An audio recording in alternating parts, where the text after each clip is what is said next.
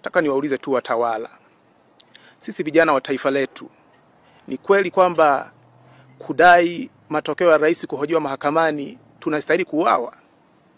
Kwa sababu hicho ndicho tunachokidai sisi vijana, kwamba tunapoenda kwenye chaguzi matokeo ya rais yaweze kuhojiwa mahakamani. Kama wewe umeshinda, una supporting fact, kaonyeshe mahakamani. Katiba yetu iruhusu matokeo ya rais kuhojiwa mahakamani.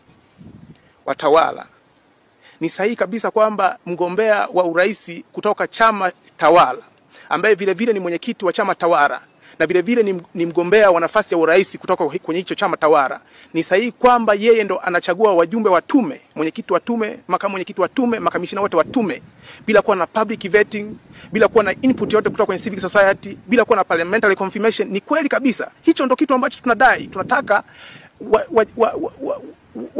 wajumbe wa tume watokane na mifumo iliyo huru, ili tuweze kuwa na chaguzi zilizo huru na za haki, si chaguzi za kuchezea wananchi. Hicho ndo tunachokidai sisi vijana wa taifa letu. Ni kweli tunastahili kuuawa? Ni kweli tunastahili kupotezwa? Hayo ndio madai yetu.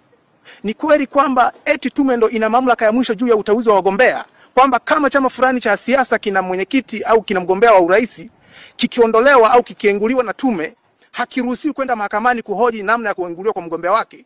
Hayo ndio madai yetu. Ni kweli kabisa kwa madai hayo sisi vijana tunastahili kukimbia nchi yetu au tunastahili kuuawa?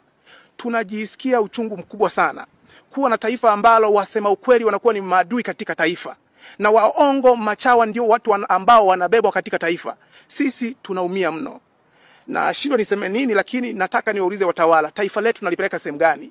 Taifa ambalo Mwalimu Nyerere alisema kwamba linatakiwa kuwa ni taifa ambalo la vijana wanaohoji juu ya mifumo kandamizi, kwamba wawe ikiwezekana wawe wasariti juu ya mifumo kandamizi, ili tujenge taifa ambalo ni taifa linaloheshimu watu, ni taifa linaloheshimu sheria. Tukisema hivyo, ni kweli kabisa tunastahili kuuawa. Sisi tunaumia sana kama vijana.